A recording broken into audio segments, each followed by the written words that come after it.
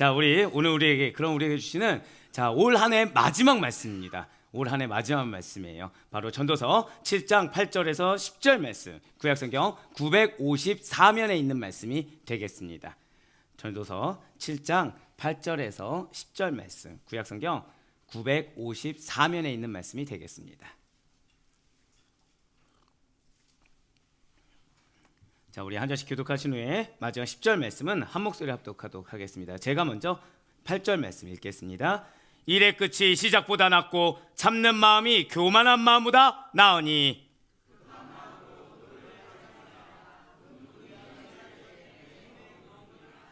함께요. 옛날이 오늘보다 나은 것이 어찌미냐 하지 말라. 이렇게 묻는 것은 지혜가 아니니라. 아멘. 할렐루야.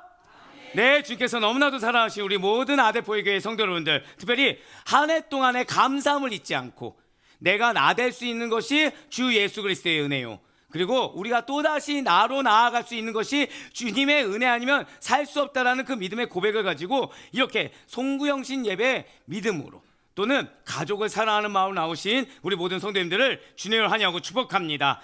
자, 우리 좌우옆에 있는 분들한테 딱 한 번만 더 인사하도록 하실게요. 모든 것이 주님의 은혜입니다.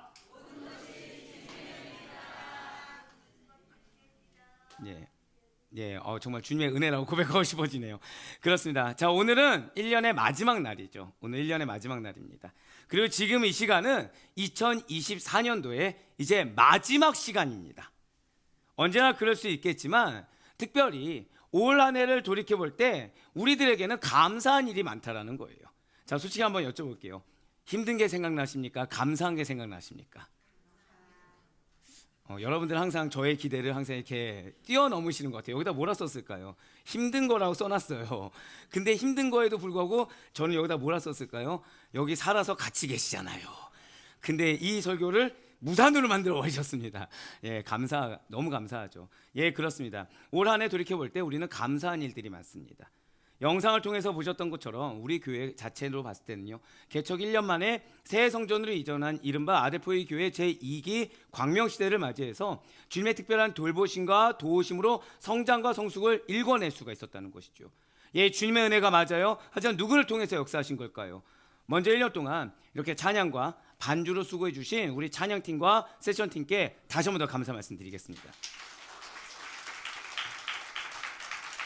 또한 많은 분들이 개척교회에서 교회학교를 넣느냐라고 했을 때 하나님께서 비전을 주셨고 이렇게 교회학교 교사로 분명히 말씀을 드렸잖아요. 체험받아야 된다. 일할 생각하지 마라. 그럼에도 불구하고 수고하고 헌신하셔서 특별히 우리 교회학교 친구들을 사랑으로, 말씀으로, 기도로 양육하는데 자신을 헌신해 주셨던, 자신을 전제물로 드렸던 우리 교사분들과 부장님들께, 교육자분들께 다시 한 번 더 감사 인사를 드리겠습니다.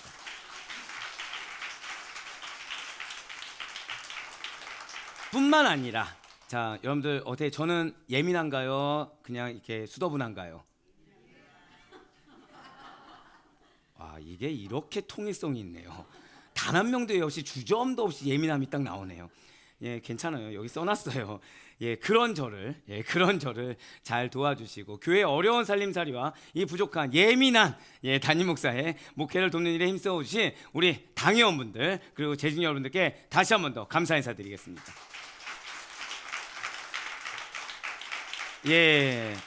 한 해간 힘들었다고 고백을 했지만 사실은 힘들었다가 아니라 기회였고, 한 해간 제가 한 것이 아니라 하나님께서 여러분들을 통해 하셨기 때문에 무엇보다 우리 아데포의 교회 모든 성도님들께 다시 한 번 더 감사 인사를 드리겠습니다.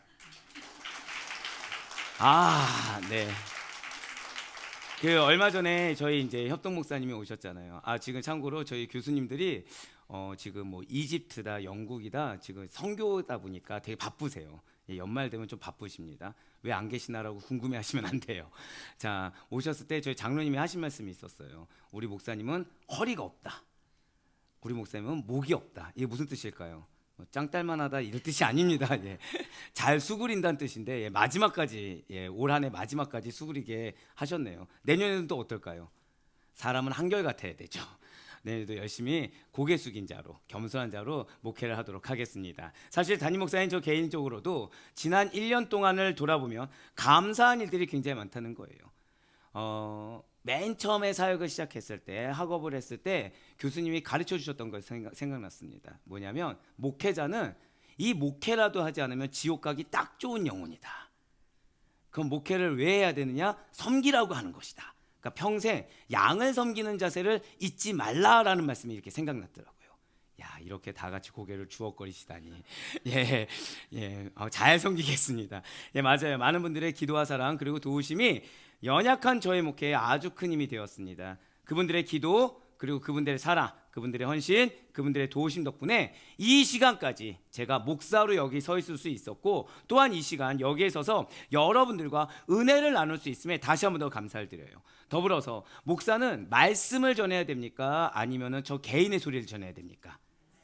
예, 맞아요. 여러분과 개인적인 넋두리를 나누게가 아니라 말씀을 끝까지 전할 수 있도록 여러분들이 기도로 동역해 주신 것에 다시 한 번 더 감사를 드려요. 자, 이러한 모든 감사를 담아서 너무나도 궁금한 겁니다. 자, 여러분들 어떻게 우리 지금 준비 기간을 잘 겪으셨습니까? 이거 주여. 예, 우리는 지금 사실은 3주 동안 하나님께서, 자, 내년도 비전이 무엇이죠? 우리 한번 선포하시겠습니다. 나에게는 기업이 있습니다. 예, 맞아요. 나에겐 기업이 있다는 그 약속의 말씀을 붙들고 우리 나왔습니다. 자, 그럼 우리 사랑하는 성도 여러분들 어떻게 준비가 되셨습니까? 네, 보통 이렇게 좀 텀을 두고 아멘은 안 돼 있는 거죠. 네, 3주 동안 하면 준비를 시키셨다는 거예요. 아까 제가 몇몇 분들께 짓궂은 질문을 드렸어요. 어떻게 말씀이 잘 들리십니까? 했을 때 단 한 명도 예 없이 잘 들립니다라고 하신 분이 있을까요? 없을까요? 없습니다. 너무 신기할 정도로 복잡합니다. 예, 복잡합니다. 정답일까요? 틀린 답일까요? 정답이에요. 정답이에요. 그게 정답입니다. 나의 실존을 본다는 거, 나의 실존을 본다는 것은 사실 두려운 일입니다. 나의 실존을 본다는 것은 인정하기 싫은 일입니다. 하지만 하나님께서는 은혜를 주시기 전에 한번 고백하실까요? 반드시 나를 보게 하십니다. 예, 맞아요. 하나님께서는 은혜를 주기 전에 교만하지 말라고 반드시 나를 보게 합니다. 그 나를 보는 것과 은혜가 부딪혔을 때 우리는 갈등이라는 것이 생기게 되고 여러 가지 복잡 미묘한 감정이라는 것이 생기게 된다는 거죠. 예, 맞습니다. 하나님께서는 그럼에도 불구하고 말씀을 내려주고 계세요. 그럼에도 불구하고 우리에게 약속을 주고 계신 것입니다. 이런 모든 감사를 담아서, 예, 맞아요. 하나님께서 과연 우리에게 이렇게 2024년도를 잘 마무리하고 너무나 큰 약속을 허락하신 2025년을 맞이할 설교 메시지, 이 말씀은 과연 무엇일까라는 기대와 설렘을 가득 품은 채로 준비된 말씀이 바로 이 시간의 말씀이라는 거예요. 오늘 우리들에게 하나님께서는 반드시 은혜를 받고서 잘 맞이할 수 있도록 절대 고백하실게요. 끝이 시작보다 낫습니다. 바로 그 말씀을 허락해 주셨다는 거예요. 자, 우리가 방금 읽은 본문 말씀의 서두에는 일의 끝이 처음보다 낫고 라는 표현이 나와 있어요. 무슨 뜻입니까? 시작도 중요하지만 마지막이 너무나도 중요하다는 거죠. 그렇습니다. 시작이 좋았다고 하더라도 끝이 좋지 않다면 아무 소용이 없습니다. 이걸 단순히 용두사미 정도로 생각하시면 안 됩니다. 그냥 어느 일부라도 남긴 거 아닐까? 그것이 아니에요. 아예 없다는 거죠. 아예. 그렇지만 설령 시작이 좀 미흡할 수 있어요. 시작이 잘 안 풀린 것처럼 느껴질 수 있습니다. 하지만 끝이 좋게 된다고 한다면 한번 고백하실까요? 끝이 약속대로. 예, 맞습니다. 끝이 약속대로 성취된다고 한다면 그 중간의 과정에 있어서는 그 모든 고난과 어려움을 다 이겨낼 수 있을 정도로, 다 지워질 수 있을 정도로 아무런 문제가 되지 않는다라는 거예요. 네, 그렇습니다. 어쩌면 여러분들의 2024년 시작 미흡했을 수 있습니다. 어쩌면 여러분들의 그 과정 연약했을 수 있어요. 어쩌면 방금 전까지도 힘들 수도 있고 복잡할 수도 있습니다. 그렇지만 그 가운데 우리에게 가장 중요한 것은, 우리 한번 선포하실게요. 지금이 제일 중요합니다. 맞아요. 지금이 가장 중요하다는 거예요. 지금 우리는 끝을 좋게 하기 위해서 무엇보다 2024년의 마무리를 아주 좋게, 어떻게 해요? 말씀 가운데, 굳건한 믿음 가운데 잘 마무리하도록 힘쓰라고 하나님께서는 이 시간을 허락해 주셨다는 거예요. 그렇다면 이렇게 처음보다 끝이 나게 하기 위해서, 그래서 또 다른 새로운 시작을 하게 합당하게 준비되기 위해서 어떻게 해야 하는지 바로 오늘 본문의 가르침을 통해서 은혜 받으시고 이 말씀이 실제 여러분들의 삶이 될 수 있길 주님의 이름으로 간절히 축원합니다. 자, 오늘 본문 말씀은 지금 이 문제에 대해서 두 가지를 우리에게 명확하게 말씀하고 있다는 거예요. 두 가지가 무엇입니까? 가장 먼저는, 자, 우리 선포하실게요. 급한 마음으로 화를 내선 안 됩니다. 제가 아마 앞으로도 그럴 것 같지만 송구영신 예배 중에 이렇게 적나라하게 얘기하는 거는 거의 드물지 않을까 싶어요. 자, 우리 한번 솔직하게 고백해 봅시다. 나는 성격이 급하다. 이 정직한 자들. 나는 솔직히 울컥해서 화를 잘 낸다. 예, 뭐 정직한 분들 감사합니다. 너무 사랑하죠. 지금 근데 하나님께서 뭐라고 하세요? 기업을 받으려면 급한 성격부터 죽여. 기업을 받으려면 울컥해서 화내는 것부터 없애. 이렇게 정직하시다고요 지금? 네, 너무 좋죠. 예, 지금 곳곳에서 지금 아멘 하신 분들께 감사의 표현을 했어요. 나는 할 수 없는 아멘을 대신해 주셨다. 자, 오늘 본문 전도서 7장 9절 말씀 한번 보도록 하실게요. 급한 마음으로 노를 바라지 말라. 노는 우매한 자들의 품에 머무름이라. 아멘. 그렇습니다. 지금 오늘 말씀이 무엇이죠? 시작보다 끝이 나게 하려면. 그리고 여러분들 이미 기억하실 것입니다. 우리 한번 선포하시고 시작할게요. 이전과는 다른 차원의 축복. 그게 우리 2025년도의 약속이죠. 이전과는 다른 차원의 축복을 위해서 지금 첫 번째가 무엇인 거예요? 가장 먼저 조급한 마음으로 화를 내지 말라는 거예요. 조급한 마음 먼저 버리라는 겁니다. 그 조급한 마음에 기인한 분노를 표현하는 것부터 절제하라는 거예요. 사랑하는 성도 여러분들, 우리가 오해하지 말아야 될 것이 있습니다. 성경은 노하는 것 자체를 금지하지는 않습니다. 다만 급한 화, 조급한 분노를 금하고 있다는 거죠. 즉 노를 바라는 것, 화를 내는 것 자체가 죄가 되는 것은 아니라는 거예요. 예, 안도가 되죠 갑자기. 예, 그치, 나 화낼 수 있었던 거구나. 그치, 뭐 내 와이프가 이렇게 얘기하는데 화낼 수 있지. 내 남편 이렇게 철이 없는데 화낼 수 있지. 그 생각 버리시고.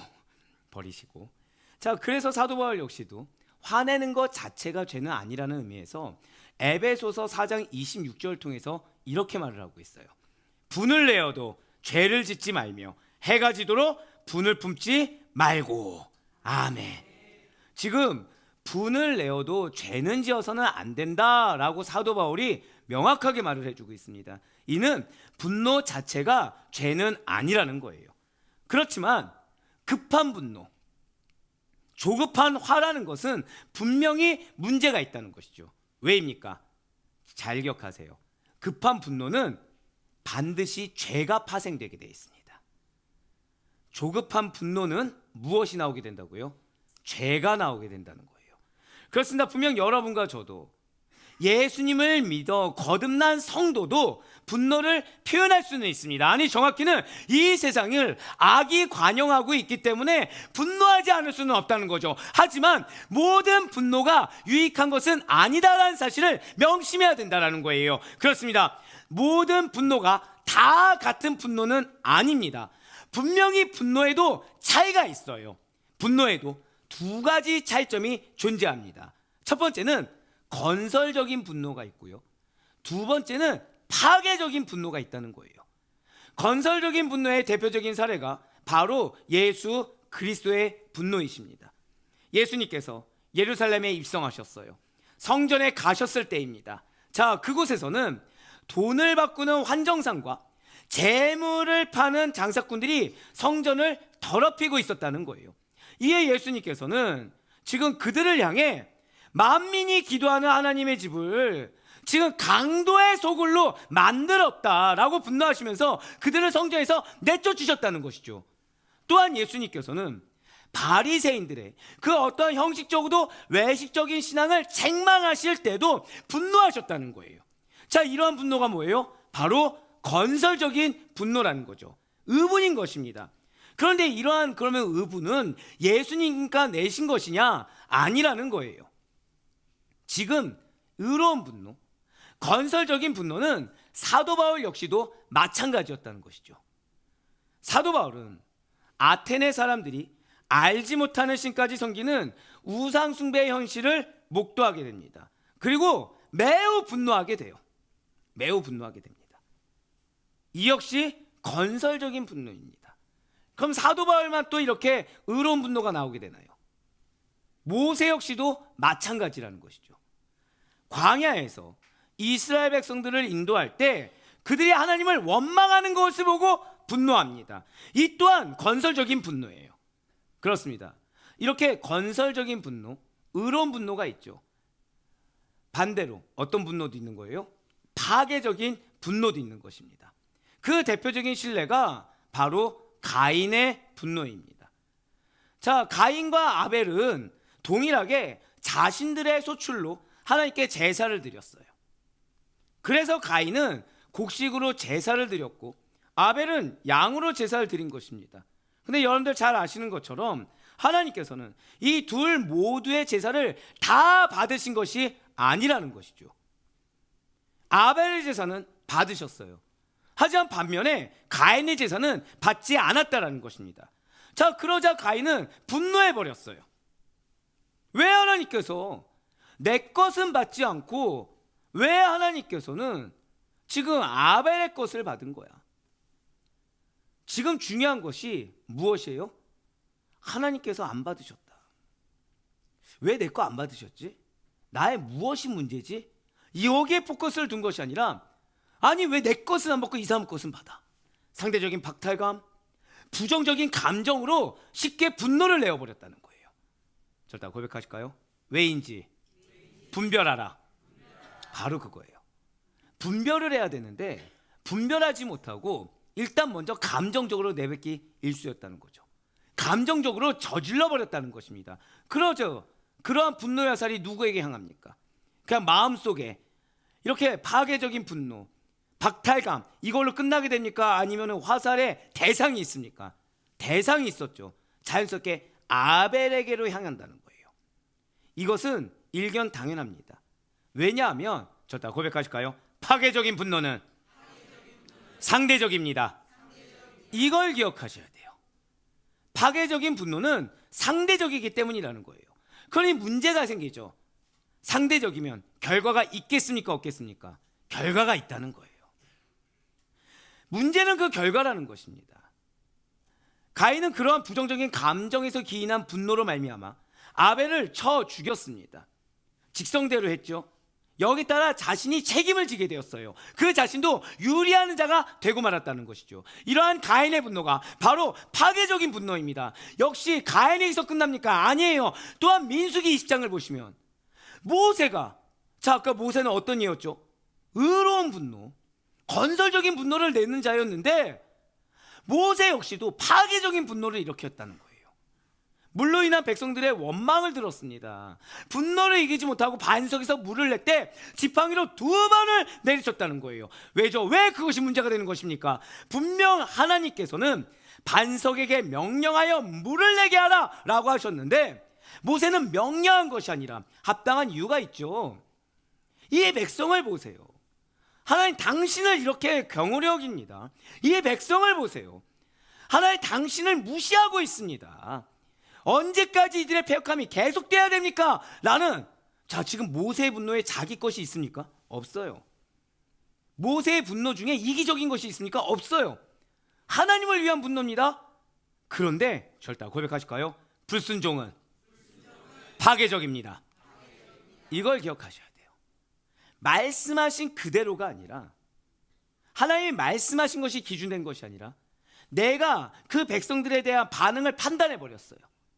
내가 나에게 맡겨진 양들의 반응을 판단해 버렸어요. 여기서 나온 분노를 하나님께서는 불순종이자 파괴적인 분노라고 일컬으셨다는 거죠. 그래서 분노 때문에 반석을 2번 내리친 것입니다. 인간적으로 보면 그렇게 크게 대단한 일이 아니에요. 아니, 인간적으로 보면 칭찬받아 마땅하죠. 인간적으로 보면 지금 모세만큼 하나님을 생각한 자가 어디 있겠습니까? 그런데 하나님께서는 그렇게 보지 않으셨다는 거예요. 한번 고백하실까요? 하나님의 관점은 다릅니다. 우리의 분별이 필요한 것이 바로 그거예요. 우리의 분별은 내 관점이 아닙니다. 우리의 분별은 하나님의 관점에서 이 일을 어떻게 보실 것인가, 하나님의 관점에서 이 상황을 어떻게 보실 것인가, 하나님의 관점에서 지금 나의 마음을, 나의 언행을 뭐라고 판단하실 것인가. 지금 하나님께서는 그 일로 인해서 그 잠깐의 부정적인 감정을 이기지 못해서 분노를 표출한 모세로 하여금 가나안 땅에 들어가지 못하게 하셨어요. 왜요? 파괴적인 분노가 얼마나 심각한 결과를 가져오는지 알기를 원하셨다는 것이죠. 그렇습니다. 여러분들, 모세가 어떠한 자입니까? 이스라엘 백성들이 가장 존경하는 지도자이자 영적 리더 중에서도 최우선순위의 한 사람으로 손꼽히는 자가 모세가 아닙니까? 그리고 방금 전에 들으셨던 것처럼 의로운 분노, 건설적인 분노를 내는 신뢰 중에 한 사람이 모세가 아닙니까? 그런 자라고 하더라도 항상 깨어있지 않으면, 그런 자라고 하더라도 늘 분별해서 깨어있지 않으면 부정적인 감정에 휩싸일 수가 있다는 거예요.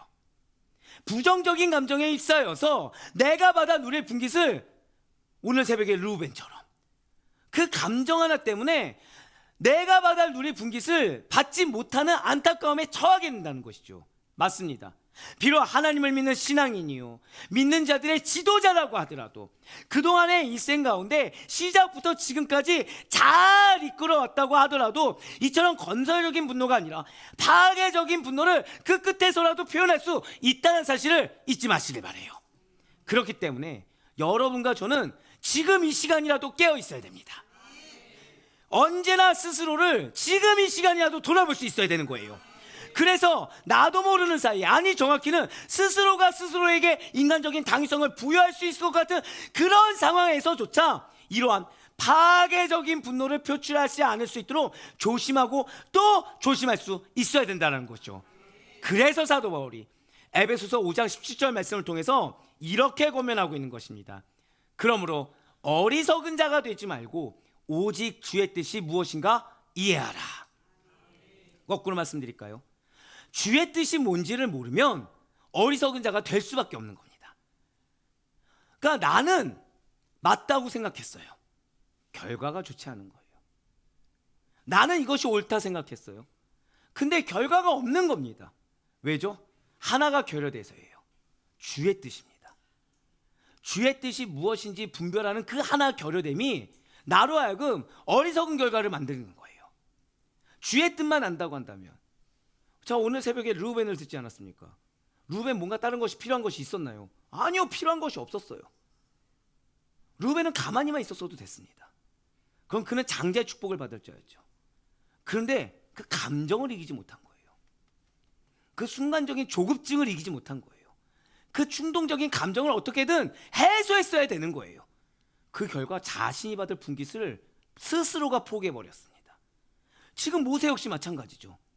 그 순간 하나 참지 못해서 자신이 누려야 될 분깃을, 그동안의 고생이 허사가 되었다는 거예요. 그렇습니다. 지금 주님은 여러분들의 분깃과 여러분들의 기업이 허사되는 것을 원치 않으십니다. 그래서 우리에게 지혜로운 자가 되어야 된다는 거예요. 지혜로운 자가 누구입니까? 성경을 많이 아는 자요? 물론 많이 아는 자 지혜로운 자가 될 수 있겠죠. 많이 기도하는 자요? 물론 많이 기도하는 자가 지혜로운 자가 될 수 있겠죠. 하지만 제일 중요한 것은, 절대 고백하실게요. 주의 뜻을 분별해야 합니다. 주의 뜻을 분별하는 자가 지혜로운 자입니다. 그래서 아까 마음이 복잡하다? 할렐루야인 거예요. 어떤 영적 갈등이 있다? 할렐루야죠. 왜죠? 우리 중에 그 누구도 마음이 번잡한데 아무렇지 않게 생활할 자 있습니까? 없습니까? 없어요. 마음에 갈등이 있는데 기도조차 하지 않고 나 몰라라고 잘 지낼 자 있습니까? 없어요. 번잡하면 어떻게 되죠? 기도를 하게 되거든요. 하나님의 뜻을 구하게 되거든요. 나를 온전히 함께 전제물로 드리게 되거든요. 그래서 감사한 거예요. 그래서 그것이 준비기간 중에 반드시 필연적으로 있어야만 되는 과정인 것입니다. 어떤 과정이요? 한번 고백하실게요. 나를 지혜로운 자로 초청하고 계십니다. 바로 그거예요. 어리석은 자는 극히 인간적인 판단부터 해서, 개인적인 판단부터 해서 급한 마음에 일단 말부터 내뱉고 행동부터 해서 화부터 내고 봅니다. 그 결과에 대해서 유추조차 하지 못한 채 말부터 내뱉고 일단 저지르고 본다는 거죠. 스스로 책임질 수 있을까요, 없을까요? 또 스스로 책임도 못 져요. 이 얼마나 어리석은 사람입니까? 하지만 지혜로운 자는 설령 그런 상황이라고 하더라도 100명이 다 그 상황은 화를 낼 만한 상황이라고 인정한다고 하더라도 그 시간을 통해서 하나님께서 지금 이 시간 절대 고백하실게요. 나에게 무엇을 원하시는가? 그거를 먼저 생각한다는 거예요. 아무리 보기가 좋아도, 또는 그것이 아무리 보기가 나빠도 일단 가장 먼저 하나님의 뜻이 무엇인지, 지금 하나님께서 나에게 무엇을 원하신지를 생각부터, 기도부터 하는 자가 지혜로운 자라는 거죠. 그리고 이러한 지혜로운 자가 바로 여러분과 저라는 사실을 반드시 믿으시길 바라요. 그렇습니다. 2025년도 절대 고백하실게요. 2025년도는 지혜로워야 합니다. 그게 우리 미션이에요. 급한 마음을 버리라. 이것이 무엇이라고요? 지혜로운 자가 되어야 된다는 거예요. 그러니 급한 마음으로 분노와 화를 내지 않기로 작정하고 실천할 수 있는 여러분과 제가 되길 바라요. 감정이 우선적으로 되는 것이 아니라 기도가 우선적으로 될 수 있는 우리 모두가 되길 간절히 소망합니다. 2024년의 마무리에서 우리가 가장 먼저 버려야 할 것은 다른 것이 아니에요. 오늘 기도가 너무 은혜로웠습니다. 나의 감정이에요. 조급한 마음이에요. 쉽게 내는 분노입니다. 이것을 생각하시고 인정하셔서 결단하시는 가운데 지금 이 순간 지혜로운 자로서의 발걸음을 내딛을 수 있는 여러분과 제가 되길 간절히 소망합니다. 과연 지금 여러분들의 상태는 어떠십니까? 급한 마음으로 분노를 바라고 있지는 않습니까? 어떤 상황과 형편에 처한다고 하더라도, 그것이 아무리 합당해 보인다고 하더라도 조급한 마음으로 판단하고 분노하기보다는, 감정적으로 휘몰리기보다는 먼저 기도하시길 바라요. 하나님의 뜻이 분별돼서 깨닫기 전에는 쉽사리 언행을 먼저 내뱉지 마시길 바랍니다. 그 가운데 하나님의 계획을 바라보셔야 돼요. 그래서 다윗이 이렇게 고백하고 있는 것입니다. 시편 23편 4절의 말씀입니다. 내가 사망의 음침한 골짜기를 다니지라도 해를 두려워하지 않을 것은 주께서 나와 함께 하심이라. 주의 지팡이와 막대기가 나를 안위하시나이다. 아멘. 한치 앞이 보이지 않아요. 절망적인 상황입니다. 그냥 예상만 해도 암울해요. 걱정이 돼요. 억울함이 있습니다. 서러움이 있습니다. 분노가 있어요. 하지만 잠식되지 않아요. 하나님께 신앙을 고백한 다윗인 것입니다. 그와 마찬가지로 지금 하나님께서 2025년의 시작을 앞둔 여러분과 이 시간 함께하고 계심을 믿으시길 바라요. 함께 하시기 때문에 지금 우리의 조급함을 얘기하시고, 함께 하시기 때문에 우리의 분노를 얘기하시며, 함께 하시기 때문에 기도보다 앞서고 있는 이 언행을 지금 말씀하고 계심을 믿으시길 바라요. 나보다 나를 더 잘하시는 하나님이십니다. 그 하나님께서 오늘 지금 이 시간뿐만 아니라 다가오는 2025년, 이전과는 차원이 다른 은혜로 나의 필요를 채워주시고 승리하는 삶을 살게 하실 줄을 반드시 믿으시길 바라요. 그래서 우리에게 조급한 마음에서, 조급한 감정에서 터져 나오는 분노보다 지금 이렇게 해야 된다고 이 말씀을 또 주고 계십니다. 잠언 14장 29절과 디모데전서 2장 8절 말씀을 이어서 보시겠습니다. 노하기를 더디하는 자는 크게 명철하여도 마음이 조급한 자는 어리석음을 나타내느니라. 그러므로 각 처에서 남자들이 분노와 다툼이 없이 거룩한 손을 들어 기도하기를 원하노라. 아멘. 놀랍지 않습니까? 잠언 말씀과 디모데 전서 말씀인데 이어지지 않습니까? 지금 뭐라고 하고 계시나요? 노하기를 더디하면 명철하다는 거예요. 우리가 하는 명철 무엇이죠? 지식이 충만해야 됩니다. 근데 인내하는 것이 명철이라는 거예요. 우리 한번 선포하시겠습니다. 반드시 인내하겠습니다. 그게 명철이라는 거예요. 그런데 그러면서 무엇을 원하신다고요? 거룩한 손을 들어 기도하기를 원하노라. 이러한 명철한 자, 이러한 지혜로운 자가 우리의 본질이요, 우리의 2025년도 이전과는 다른 차원의 축복을 받을 마음판이 되길 원하시는 하나님의 뜻하심이 있다는 사실을 반드시 잊지 마시길 바라겠습니다. 자, 처음보다 끝이 낫게 하기 위해서, 그리하여 정말 새로운 시작을 하는 마음판에 잘 준비가 되기 위해서 두 번째로는 과거의 영광을 미워하지 말아야 합니다. 오늘 보면 전도서 7장 10절 말씀을 계속해서 보실게요. 옛날이 오늘보다 나은 것은 어찌미냐 하지 말라. 이렇게 묻는 것은 지혜가 아니니라. 아멘. 자, 사랑하는 성도 여러분들, 우리가 옛날이 오늘보다 낫다, 이때가 더 좋았어, 이때가 훨씬 나았어, 그런 말을 우리는 왜 하게 되는 것입니까? 이유는 하나예요. 우리 고백하실게요. 미워하고 있습니다. 바로 그거예요. 과거의 영광을, 과거의 은혜를 미워하고 있기 때문인 것입니다. 오늘에 만족하지 못하기 때문에. 방금 뭐라 말씀드렸죠? 오늘에 만족하지 못하기 때문에, 오늘을 감사하지 않기 때문에, 그때가 훨씬 나았다고 하는 거예요.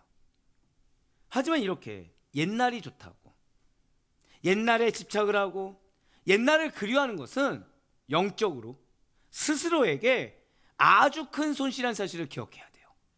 내가 과거를 그리워하는 것이 누구에게 손해라고요? 나에게 손해라는 거예요. 나. 요한복음 9장을 보시면 앞을 보지 못하는 시각 장애인이 나옵니다. 굉장히 불행한 인생이죠. 사람들은 이 사람의 불행을 보고 누구의 죄 때문이냐라고 예수님께 묻습니다. 그렇지만 예수님께서는 이 사람의 불행을 보고 하나님의 영광을 위하여 이렇게 하였다라고 말씀하시면서 고쳐주었다는 거예요. 즉 사람들은 이 사람의 불행이 과거의 누구 죄 때문에, 과거의 누구 때문에 너가 그렇게 괴로운지 과거를 회상하게 했지만, 예수님께서는 무엇을 말씀하신 거예요? 희망을 말씀하시고 소망을 말씀하시고 확신 있는 말씀을 선포하셨어요. 그렇습니다. 과거 지향적인 사람은 옛날을 말하는 그 이상의 일을 할 수가 없습니다. 그런 사람에게는 아무런 역사가 일어나지 않아요. 잘해봤자 옛날에 받은 은혜 정도가 끝이지 그 이상이 없다라는 것입니다. 옛날 것이 좋다고 하는 사람, 과거 지향적인 사람은 사실상 마귀를 닮아가는 사람이라는 거예요. 무슨 말씀입니까? 잘 기억하셔야 됩니다. 마귀의 특징이 옛것을 좋아해요. 미래지향적이고 하나님 지향적인 사람에게서는 하나님의 역사가 일어나지만, 마귀는 우리로 하여금 비전 있는, 기업 있는 그 소망을 보게 하는 것이 아니라 과거를 보게 하는 마귀의 성향을 따라가게 한다는 거죠. 그것도 어떻게 합니까? 꼭 마귀는 옛날 것만을 이야기한다는 거예요. 그것도 과대 포장해서 이야기합니다. 그렇지만 정작 미래에 대해서는, 비전에 대해서는, 소망에 대해서는 얘기하지 못한다는 거예요. 하지만 성령 충만한 사람, 은혜 받은 사람은 하나님의 세계를 바라보면서 확실한 소망을, 굳건한 믿음의 비전을, 찬란한 기업을 향하여 나아가게 만든다는 거죠. 할렐루야. 아니 목사님, 근데 누가 보아도 그래도 옛날이 더 좋았는데요 라고 하는 분이 있다고 한다면, 제가 여쭤보고 싶은 게 있어요. 무엇이 그렇게 좋으셨습니까? 옛날이 좋다고 생각하는 것은 현재에 대한 감사가 없기 때문입니다.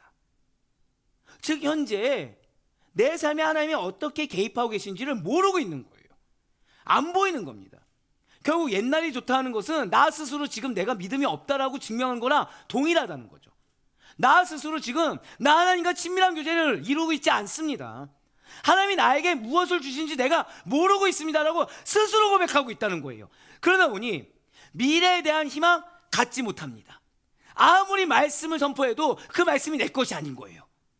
왜요? 나는 지금 현재 나와 함께하는 하나님도 만나지 못하고 있거든요. 그냥 옛날에 좋았던 것만 그러니까 생각을 하면서 도피합니다. 과거가 그러니까 점점 좋아 보이는 거예요. 분명 옛날에도 힘들고 어려우며 너무 고통스러워서 죽고 싶을 때 또는 피하고 싶을 때가 분명히 있었을 것입니다. 그런데 지금 내가 체감하는 것이 현실인 거예요. 지금 내가 체감하는 게 현실이다 보니까 옛날의 고통은 나름 견딜 만한 것이었다고 스스로 미화시켜버리고 있다는 거죠. 저는 그런 말씀을 드린 적이 있어요. 와, 제가 이렇게 일을 회사 다닐 때 했었으면 제가 말씀드렸던 연봉 그 이상을 벌었을 것이다. 자, 그러면 옛날이 좋다는 얘기일까요? 지금이 좋다는 얘기일까요? 감사합니다. 감사해요. 여기서 옛날이라고 하면 처음부터 시작해야 됩니다. 그럼 저희는 뭐 지금 성찬식은 훨씬 뒤로 미뤄지고 카운트다운부터 지금 하고 설교를 또 들어야 돼요. 전 지금이 정말 좋습니다. 안 좋으신 것 같은데요 지금. 예. 담임 목사가 된 것이 너무 좋고요. 아멘을 해주셔서 감사해요. 이게 오해의 소지가 아마 여러분들은 없을 겁니다. 왜냐면은 아까 장로님이 말씀하셨던 것처럼 오늘 오기 전에도 제가 너무 좋아하는 목사님과 통화를 했어요. 근데 좋게 얘기하시더라고요 저한테. 뭐냐면 담임 목사 태가 나는데 담임 목사 어깨를 갖지 않았다. 칭찬입니다. 이게 칭찬입니다. 무슨 뜻인지 아시죠? 아직 허리가 없다는 얘기예요. 아직 목이 없다는 얘기입니다. 아멘이 안 나온 거 보니까 더 수그려야 되는군요. 너무 정직하신데 지금. 네. 우리 이렇게 웃으면서 대화할 수 있는 좋은 성도님들이 있다는 거, 그리고 많은 한국 교회에서 장로님과의 사이가 좋지 않습니다. 근데 이게 지금 이건 좀 지적하고 넘어갈게요. 조급한 게 아닙니다. 지금 여기서는 장로님들이 아멘이 나왔어야 되는 거지, 지금 권사님들이나 여집사님들이 아멘 나와서 되는 부분은 아니었어요. 지금 너무 좋은 우리 장로님들과 함께 다투지 않고 목회한다는 것이 너무 좋습니다. 조급하지 않겠습니다. 조급해서 0.5초가 더 느껴진 걸로. 설교하는 게 너무 좋아요.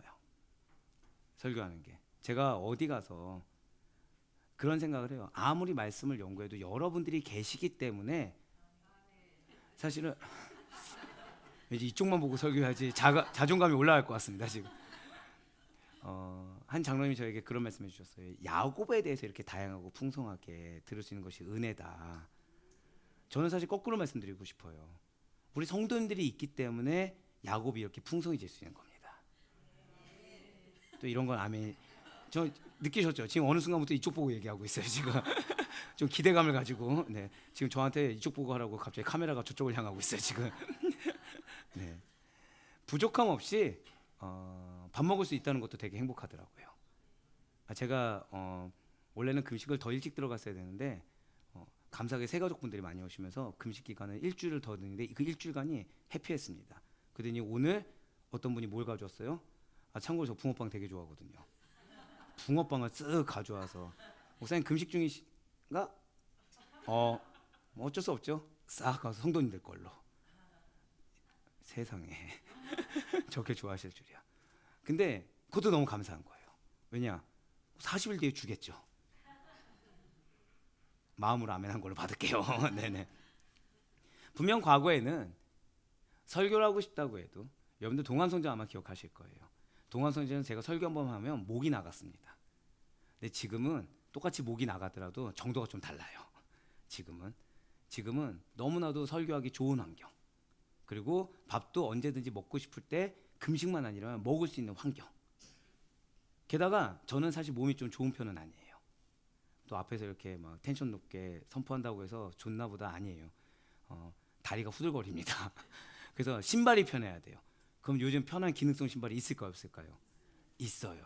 그런 편한 신발이 존재해서 신을 수 있다는 사실도 너무나도 감사합니다. 왜 편한 신발이 있다는 거는 이렇게 1시간 반씩 설교해도 거뜬하다는 얘기거든요. 괜찮아요. 아멘 안 해도 돼요. 제가 할 거니까 이거는. 네, 그렇습니다. 저는 지금이 너무나도 좋습니다. 목사님 고생 많이 하셨잖아요. 아니, 지금이 좋아요. 고생도 죄송한 말씀이지만 사명이 있어야 하는 겁니다. 한번 고백하실까요? 고생도 기회 있는 자나 하는 것입니다. 그걸 기억하셔야 돼요. 우리 가정에 고생이 있습니까? 그 가정에 기회가 있는 거예요. 그 가정에 기회가 있기 때문에 고생을 시키는 거고, 그 고생을 통해서 하나님께서는 간증하게 하시는 겁니다. 사실 옛날이 좋다는 것보다 지금 이렇게 지금이 좋다고 우린 고백할 수 있어야 돼요. 오늘의 기쁨을 두어야 됩니다. 우리 한번 고백하실게요. 지금이 기쁨이 있습니다. 그 고백이 나와야 돼요. 이 시간에 행복을 두어야 됩니다. 그리고 소망은 과거에 두는 것이 아니라 내일에, 미래에 둬야 돼요. 왜입니까? 분명 하나님께서는 어제보다 더 나은 오늘보다 더 나은 내일을 주신다고 약속하지 않으셨습니까? 그런데 기쁨과 행복의 조건을 자꾸 과거에서, 가정형에서 찾는 분들이 계시다는 거죠. 이렇게 했으면 이렇게 할 텐데 라면서 조건문으로 말을 한다는 거예요. 그러니까 우리의 아이가 기저귀 신세만 벗어나면 행복할 텐데 라고 말했던 부모님들은 몇 년만 지나면 이렇게 얘기하죠. 이 아이들이 빨리 초등학교에 들어가면 시간적 여유가 생길 텐데, 정말 시간적 여유가 생깁니까? 몇 년 지나면 정말 상황이 달라지는가요? 아니라는 거죠. 전혀 달라지지 않습니다. 그때가 되면 아이들이 졸업하고 한가해지면 내 인생을 즐길 수 있을 텐데 라고 생각을 합니다. 정말 아이들이 졸업을 하면 인생 즐길 수 있습니까? 그때부터 취업이 걱정돼요. 취업만 하면 걱정 없을 것 같죠? 취업하고 난 다음에 뭐가 걱정됩니까? 결혼이 걱정돼요.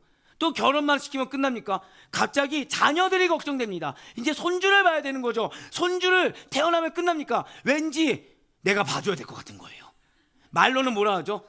결혼하면 끝이야 하면서 무슨 준비하고 있습니까? 손주 줄 용돈, 손주 볼 시간, 끝이 없다는 거예요. 기쁨과 행복의 조건이라는 게 끝이 없다는 겁니다. 바로 오늘 허락된 지금을 주 안에서 누리실 수 있어야 돼요. 넋두리만 늘어놓으면서 시간을 허송세월 보내듯이 보내서는 안 된다는 것이죠. 남편이 변화되면, 아내가 변화되면, 자식들이 변화되면, 사업이 조금만 열리면, 대출금을 좀만 더 갚아주면 행복할 수 있겠지. 이랬다면 저랬겠지, 저랬다면 이랬겠지. 이렇게 생각하고 산다고 한다면 스스로가 스스로를 불행하고 힘들게 사는 것으로 내모는 것과 똑같습니다. 하나님의 섭리를 믿지 못한다고 스스로 고백하면서 정작 은혜는 사모한다고 말하는 어불성설을 우리 스스로 신청하고 있다는 거예요. 그것은 저를 다 고백하실게요. 내가 지금 누릴 행복을 내가 미루고 있습니다. 바로 그거예요. 내가 지금 누릴 행복을 내가 미루고 있다는 거죠. 한 번 더 고백하실게요. 주님이 주신 지금 행복을 미루지 말자. 맞습니다. 지금 당장 행복해지려면, 그리고 다가오는 그 약속의 미래를 제대로 맞이하려면 옛날이 좋다고 생각하지 말고 오늘 주어진 삶에 감사할 수 있는 우리가 되시길 바라요. 이것이 바로 하나님의 마음입니다. 옛날이 좋다고 말하지 마시길 바라요. 단언컨대 오늘이 더 좋고요, 단언컨대 이제 몇 분 뒤, 몇십 분 뒤가 더 좋습니다. 그리고 이것은 지금 당장 행복해지라는 거예요. 예수님만 있으면 행복한 겁니다. 우리는 하나님이 베푸신 은혜를 바라보면서 너무나도 당연한 것처럼 생각하는 잘못을 범하고 있어요. 아닙니다. 절대 그래서는 안 돼요. 당연한 것이란 없습니다. 우리 오늘 오 목사님 찬양하신 것처럼 모든 것이 정말로 하나님의 은혜입니다.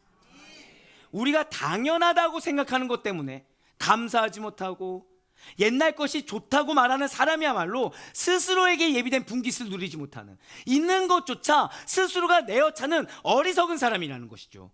숨을 쉬고 있는 이 시간, 2024년을 마무리하고 2025년을 맞이할 준비를 하며 하나님께 감사하고 있어서 이 자리에 있는 여러분에게 큰 은혜가 반드시 있을 줄 굳건히 믿으시길 바라겠습니다. 그러니 현재를 잘 살기로 다짐하시길 바라요. 오늘을 오직 주 안에서 주님의 은혜에 감사하며 사는 것, 내가 느끼든 느끼지 못하든, 내가 걱정거리가 있든 걱정거리가 없든, 모든 상황, 죄송하지만 여러분들 걱정거리가 있다고 해서 주님이 없는 것도 아니고요, 걱정거리가 있다고 해서 주님이 항상 그 사람을 버리는 것도 아닙니다. 있든 없든 함께하고 계세요. 있든 없든 항상 당신의 계획 따라 이끌고 계십니다. 코람데요. 하나님 앞에서 최선을 다해 오늘을 살기로 결단하시길 바라요. 최선을 다해서 하나님 앞에서 감사하기로 작정하시길 바랍니다. 이렇게 감사하는 자에게 하나님께서는 반드시 당신의 선하심과 인자심을 보여주신다는 거예요. 그래서 사도 바울이 우리에게 마지막으로 이렇게 선포하고 있습니다. 디모데전서 6장 6절에서 8절 말씀 보시겠습니다. 그러나 자족하는 마음이 있으면 경건은 큰 이익이 되느니라. 우리가 세상에 아무것도 가지고 온 것이 없음에 또한 아무것도 가지고 가지 못하리니 우리가 먹을 것과 입을 것이 있은즉 족한 줄로 알 것이니라. 아멘. 이제 말씀을 읽겠습니다. 오늘은 1년을 마감하는 날이에요. 그리고 지금 우리는 이렇게 1년을 마감하며 새로운 1년을 맞이하는 예배를 드리고 있습니다. 이 예배를 드리면서 끝이 시작보다 더 좋아야 한다는 것을 잊지 마시길 바래요. 무슨 뜻입니까? 일이 시작되던 2024년의 시작보다 일을 마무리하는 2025년의 시작을 앞둔 바로 지금 이 시간이 더 중요하다는 거예요. 중요한 것은 바로 지금 이 시간입니다. 어쩌면 지난 3주간의 준비 기간이 여러분들에게 허송세월처럼 보냈을 수도 있고요. 이것이 무슨 말인가 나와 상관없는 말처럼 기억조차 생각하지 않고 보냈을 수도 있습니다. 하지만 중요한 것은 지금 이 시간이에요. 왜요? 바로 이 시간부터 시작되는 미래이기 때문이에요. 버려야 할 것은 버리고 사실상 그동안 지긋지긋할 정도로 나에게 붙어있던 버리지 못했던 그것들을 온전히 버리면서 새로운 그릇으로 시작할 수 있는 여러분과 제가 되길 간절히 소망합니다. 이제 우리에게는 2024년 한 해는 지나간 과거가 되지만 새로운 한 해, 바로 을사년이 미래로 주어져 있습니다. 이러한 미래는 반드시 과거보다 더 좋을 것입니다. 아니, 좋아야만 돼요. 그래서 우리의 2024년의 끝은 어떠한 부정적인 것도 없는 충만해야 되고요, 확신에 차야 되고요, 정결한 끝이 되어 또한 그렇게 시작을 맞이할 수 있어야 되는 것입니다. 끝은 새로운 시작의 출발점이에요. 그래 우리 사랑하는 성도 여러분들, 하나님께서 우리에게 준비 기간을 거치시며 마지막 메시지로, 준비 기간의 마지막 메시지로 여러분들의 조급한 마음, 여러분들의 분노 버리고 지혜로운 자로 서 있으라고 말씀하고 계십니다. 자꾸만 과거 지향적인 모습을 버리고 미래 지향적으로 나아가라고 말씀하고 계십니다. 그 자리, 약속의 말씀만이 남게 될 거예요. 우리의 2024년의 마지막 하나님 안에서 제대로 마무리하시고 우리 안에 여전히 남아있는 것들을 버리게 하시며 새롭게 결단하게 하시사 깨끗하고도 정결하게 시작하게 하신 하나님께 감사하며 나아갈 수 있는 이 시간 되길 간절히 소망합니다. 그래 바랄 것 없기는 바로 이 시간을 감사하시며, 그래도 이전에 감사했지 이게 아니라 지금 감사하세요. 지금 말씀에 대해서, 이 말씀을 내가 잘 듣냐 안 듣냐 이 시간 자체를 허락한 거, 그거에 감사하세요. 내일의 약속도 이전과는 다른 차원의 축복을 주실 것을 믿고 확신하며 나아가시는 우리 모든 성도님들 가운데 2025년도 그 어느 한 명의 예 없이 약속을 성취하시고 이전과는 다른 차원의 축복의 기업을 이루기에 부족함이 없는 우리 모두가 될 수 있길 주님의 이름으로 간절히 축원합니다.